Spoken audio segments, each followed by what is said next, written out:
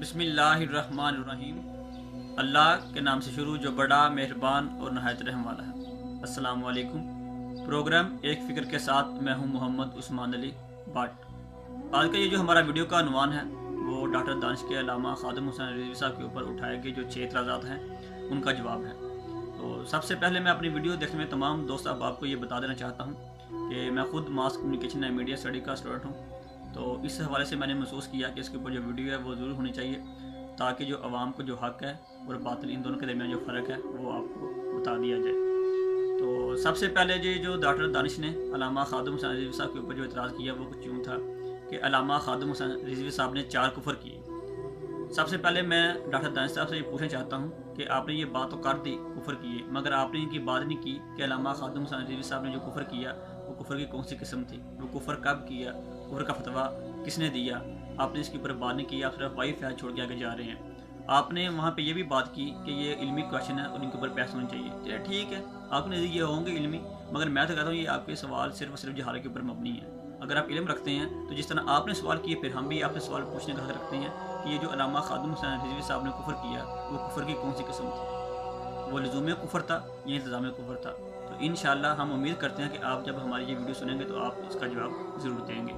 Doctor Danish साहब का ये जो दूसरा एतराज़ है वो कुछ यूँ है कि जो उनका सवाल है वो किसी पीर से मोहब्बत करने वाले के लिए नहीं है। उनका ये जो सवाल है वो किसी शख्स से मोहब्बत करने वाले के लिए नहीं है। उनका जो सवाल है वो सिर्फ नबी करीम सल्लल्लाहु अलैहि वसल्लम से मोहब्बत करने वाले के लिए है। तो डॉक्टर दानिश साहब ये तो सिंपल सा इसका जवाब है कि यही तो वो जो लोग हैं जो नबी करीम सल्लल्लाहु अलैहि वसल्लम के साथ जो हमारा ताल्लुक़ है वो बस्ता करते हैं, क्योंकि उन्होंने कुरान पढ़ा होता है, उन्होंने हदीस पढ़ी होती है। हम तो सारी ज़िंदगी दुनिया में नहीं पढ़ते रहते हैं, तो अब उनके ऊपर उल्टा एतराज़ कर रहे हैं। अगर वो नहीं करेंगे ये काम तो फिर कौन करेगा, ठीक है। और इसका मैं आपको थोड़ा सा रेफरेंस भी देता चला जाऊँ कि इंसाइक्लोपीडिया ब्रिटानिका में लिखा हुआ है ये जब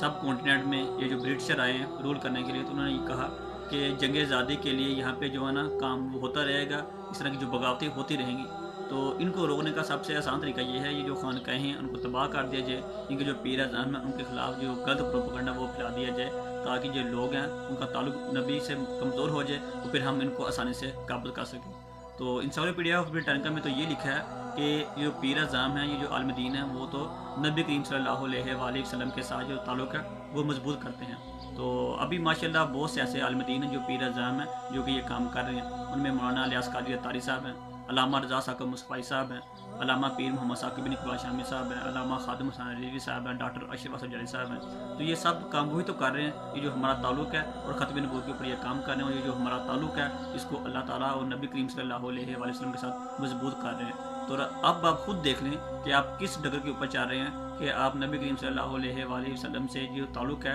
अपने जो आका हैं जो बाहर के बैठे हुए हैं जिनके एजेंडे के ऊपर आप बैठ के काम करते हैं, आप उनके ऊपर काम कर रहे हैं और चाहते हैं कि ये जो लोग हैं वो इस्लाम के साथ दूर भी हो और इनका ताल्लुक़ नबी करीम सल्लल्लाहु अलैहि वसल्लम से कमज़ोर भी हो जाए। तो ये आपसे एक सवाल है, तो आप ज़रूर इसका जवाब दीजिएगा। और ये जो डॉक्टर दानिश साहब का अल्लामा खादिम हुसैन रिजवी साहब के ऊपर जो तीसरा एतराज़ था वो कुछ यूँ है कि अल्लामा खादिम हुसैन रिजवी साहब ने 6 मासूम लोगों को शहीद करवा दिया। तो सबसे पहले मैं आपको ये बता देना चाहता हूँ कि ये जो इस्लामाबाद में पिंडी में धरना हुआ ये खालिस्तन अपने और आपके प्यारे नबी सल्लल्लाहु अलैहि वसल्लम की शान के लिए था, ये कोई ज़ाती मुफाद के लिए नहीं निकाला गया था। और डॉक्टर दानिश साहब तब टीवी पर बैठ के ये बात करते रहे हैं कि बिल्कुल ये ठीक निकले हैं, इन्होंने जो किया वो ठीक था, नबी करीम सल्लल्लाहु अलैहि वसल्लम की इज़्ज़त के लिए नमूज़ के लिए जान भी हाज़िर है। तो तब तो आप इस तरह की बातें करते थे, तो अब ये अचानक आपने अपना ट्रैक चेंज कर लिया, ये किस लिए? तो इससे वाज़ेह होता है, ये साबित होता है कि आप सिर्फ पैसे के लिए काम करते हैं। और जो सबसे अहम बात है वो ये है कि जो लोग वहाँ पे सुकून से बैठे हुए थे उन्होंने कोई भी ऐसा काम नहीं किया जिससे इंतशार होता। हमला तो हुकूमत ने किया था, आपको चाहिए था कि आप हुकूमत के ख़िलाफ़ बोलते, मगर नहीं, आपने उल्टा अल्लामा खादिम हुसैन रिजवी साहब के ख़िलाफ़ बोलना शुरू कर दिया। तो यही बात हुई ना, उल्टा चोर कोतवाल को डांटे। तो फिर ठीक है, अगर आपका यही पॉइंट है, मैं आपसे एक सवाल करना चाहता हूँ कि जितने भी लोग ये सहाबा नबी करीम सल्लल्लाहु अलैहि वसल्लम की नमूज़ की खातर शहीद हुए, यानी कि अगर आपको मैं मिसाल दूँ कि सैयदना सिद्दीक़ अकबर रज़ी अल्लाह तआला अन्हु की क़यादत में जो मुसैलमा बिन कज़्ज़ाब से लड़ाई हुई, तो यानी कि अब जितने भी उस जंग में शहीद हुए हैं लोग, आप उनका जो सारा ज़िम्मा है वो सैयदना सिद्दीक़ अकबर रज़ी अल्लाह तआला अन्हु के ऊपर डाल देंगे।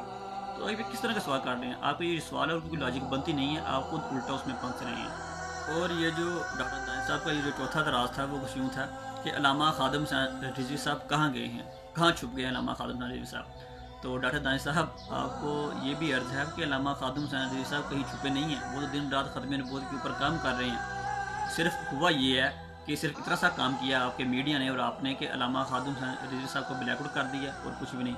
کہ یہ سیم اسی طرح کیا آپ نے جس طرح کہ آپ نے ممتاز قادری کا یہ جو جنازہ تھا اس کا بلیک آؤٹ کیا۔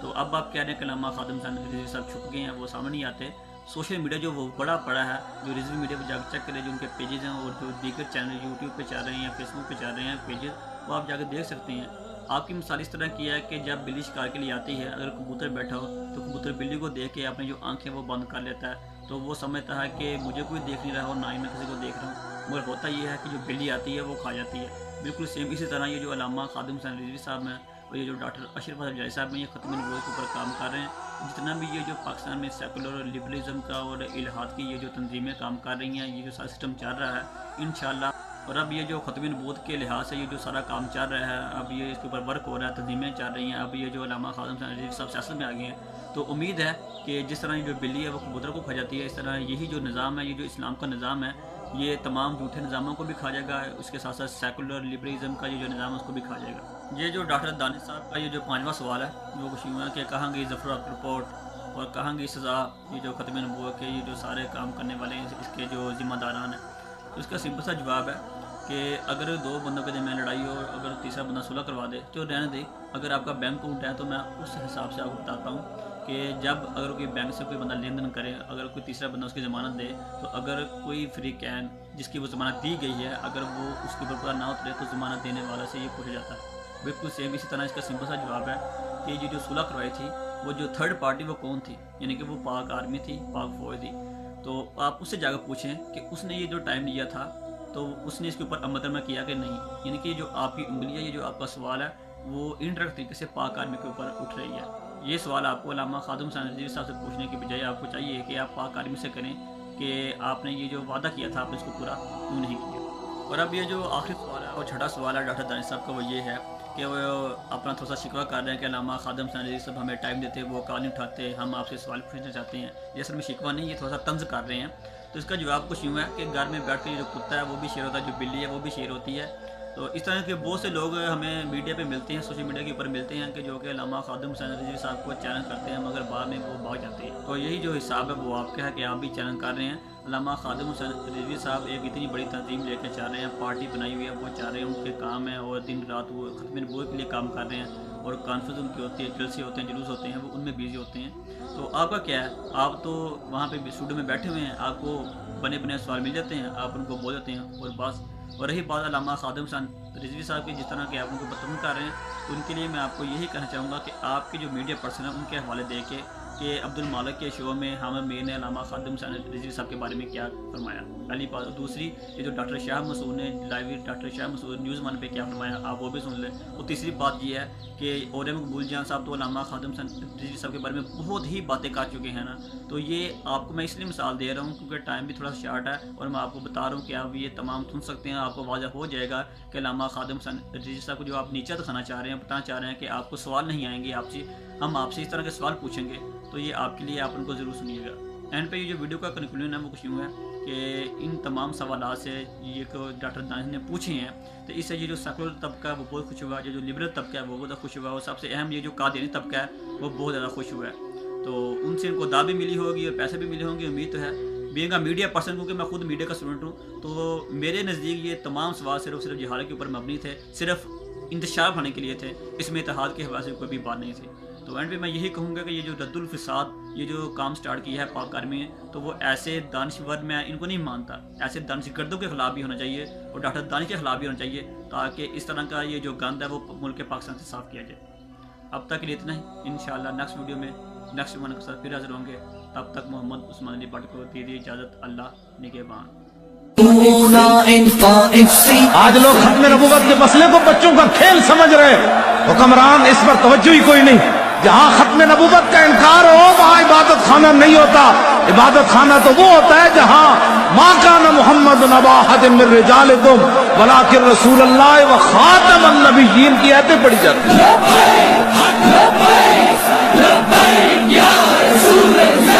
تبدیلی ہے نامنظور تبدیلی ہے نامنظور، تبدیلی ہے نامنظور۔